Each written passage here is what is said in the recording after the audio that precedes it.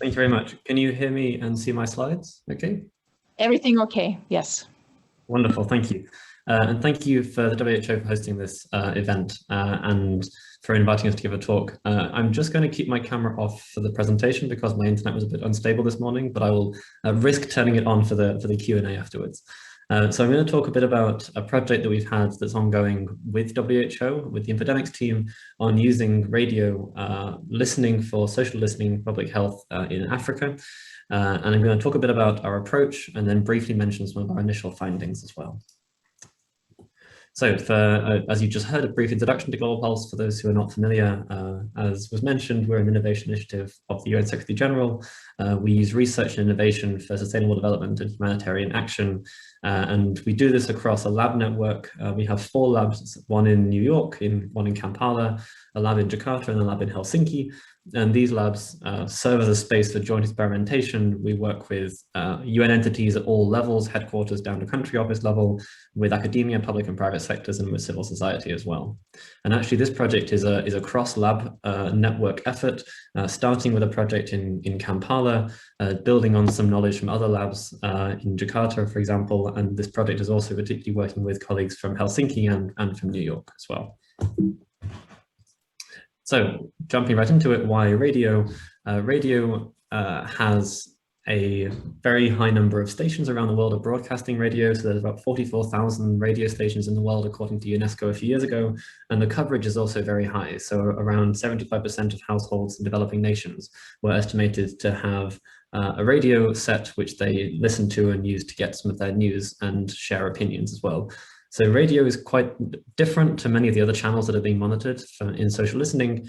It can give more context than things like Twitter might give, and also is an interesting platform for understanding how opinions are shared, particularly in some more low resource settings. It's also a largely untapped resource for analysis and can be used for uncovering a range of different insights, and can be used in things like early warning systems for monitoring opinions and monitoring systems, as well as for evaluations, for example, for different projects and ongoing situations as well. So we have been working with WHO and other colleagues to develop a radio listening pipeline. The pipeline has multiple stages, and I'll just run you through some of them briefly. So we start with an ingestion module. I hope you can see my mouse. An ingestion module, which is used for listening to the radio stations. That we usually listen to online radio stations, but we can also listen to radio stations that are actually being broadcast over the airways that don't have an online presence. We then run this through a speech-to-text model. So we use machine learning models to transcribe the audio from the radio into text that can be analyzed. We also run it through a series of filters to remove things like music and also for various privacy-preserving filters as well that have been developed. And then this goes into analytics module. So here we perform various analytics on the data that we're getting. So referring back to some of the previous talks on some of these NLP techniques, we're also leveraging some quite similar techniques to understand what's being talked about, how things are being talked about, and what are the opinions that are being shared on the radio. And then the analytics goes into a custom visual web tool that we're developing, which will allow decision makers and policymakers to interact with this kind of data and understand and perform some of this analysis themselves so that they can better answer some of the questions that they're asking. We're also looking at how to take this audio and text that we've got, as well as the metadata from the analytics that we're performing, and feed this into existing platforms, such as those at WHO, like the AI-powered early warning system, the EARS platform that has been mentioned, as well as, I'm sure many of you are familiar with EIOS as well, the open source Infodemic intelligence system of WHO. So just to quickly run through some of these components in more detail. So the first is this ingestion stage. So we listen to mainly online radio stations. We take audio recordings of about 5-minute segments. We apply these filters, as I mentioned, to remove unnecessary content.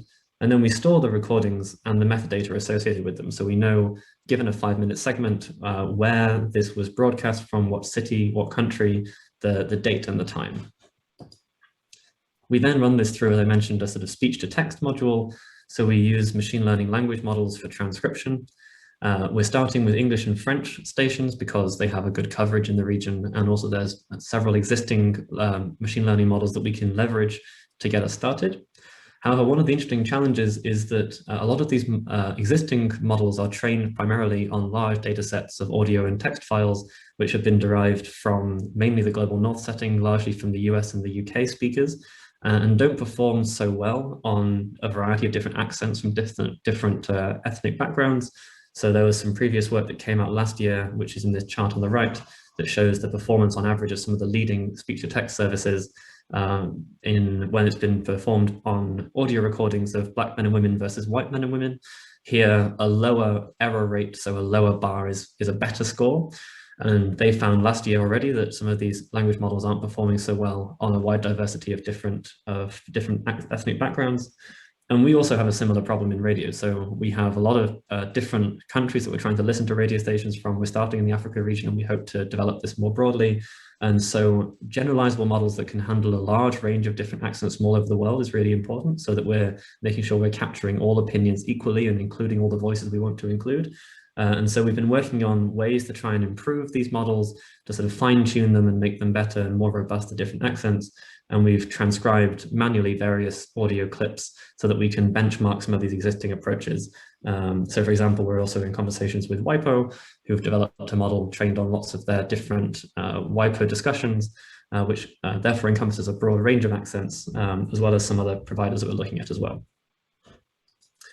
One of the other challenges that we've looked at is the fact that a lot of these models are trained on previous audio recordings and text, which was sort of pre-pandemic, and so they don't have in their vocabulary a lot of the words that are associated with the pandemic that we're really interested in. So the vocabulary of these models is basically the set of words that these models understand, and they're determined by the pieces of text that they were trained on. And so these models may not understand the words COVID, lockdown, or pandemic if they weren't used in the training data set.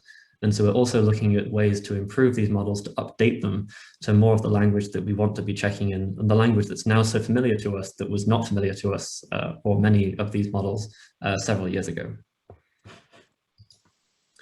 So the third component is the analysis stage. So we first of all want to detect relevant passages.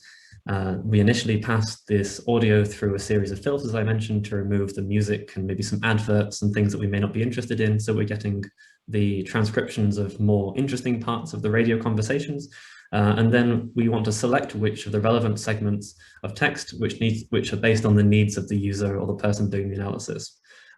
So for example, we can search for text about vaccines, and we may get a range of different opinions being expressed on the radio stations. So these quotations are actually taken from various transcriptions that we've made from different regions already. And you see that we can get a range of different opinions coming out, but how we select these, there is various different methods that we use. So the first is trying to pinpoint key terms that we want to really look at and are interested in. So it's sort of a relatively simple keyword search.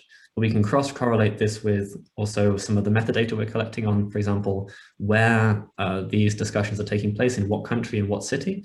So for example, on the left, you can see that we can look at how different vaccine actual manufacturers, so Moderna, Johnson, Pfizer, and the AstraZeneca vaccine are being talked about, and how many mentions they're getting in different cities. This is across South Africa and Nigeria.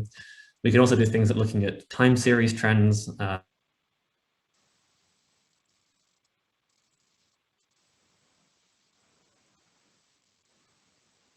around March in South Africa and Nigeria, sort of around the same time as the EU countries halted their vaccine rollout of AstraZeneca because of the blood clot worries, that we also see a strong correlation between the uses of the word clot and AstraZeneca in these regions. So these are kind of things we're using as validation stages at the moment rather than brand new insights, but this gives you an idea of some of the analysis that we're performing and that we can perform. Another more detailed analysis method we're using is topic modeling, which was kind of alluded to in some of the previous talks as well, which is basically a way of clustering discussions around similar topics depending on common linguistic patterns. So again, this is using sort of machine learning based approaches. And this is an example of looking at text that was taken from call-ins. So when people call into radio stations to discuss current issues, it's a really useful source of information. And we're currently working on ways to automatically detect call-ins rather than just scanning over all radio stations. Can we actually find out when a call-in is happening so that we can capture that opinion? And this gives you an example of some of the conversations that are happening in some call-ins in South Africa. You see the first cluster talking about things like vaccine rollout to the AstraZeneca vaccine. These are the sort of top 5 words associated with this topic.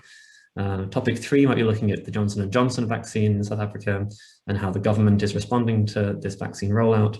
And then the second topic might be a topic around the efficacies of these vaccines in the trials. And then once we know these high-level topics, we can dive into them in more detail and really explore some of these opinions and the ways in which they're being talked about in more detail, as a sort of deeper level analysis, which I won't go into in detail here, but this is the kind of pipeline for analysis that we're developing to allow decision makers to really understand these topics in more detail. So the final stage is to build a decision-making tool. So we're developing this web-based dashboard to allow policymakers, decision makers, and infodemic managers to work with this data, to have access to it, and to perform these various analysis stages that we're working on, and to dig deeper and try and answer some of their own questions, so that we put the agency into the hands of the experts and the infodemic experts in WHO and elsewhere. And so this is a sort of ongoing project as well, and we're hoping to get feedback from WHO colleagues on the design of this front end and what's useful and what's not in various pilot studies in the coming months. So all of this project has been using our sort of project innovation cycle of Global Pulse. So we started with various pilot projects in our lab in Kampala back in 2016, 2017, where this radio listening 9 minutes. Thank you.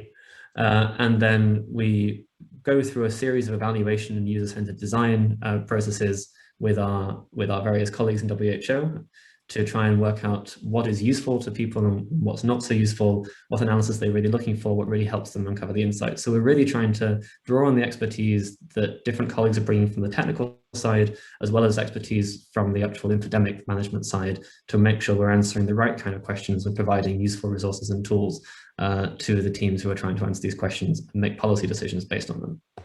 I will stop there, and thank you very much.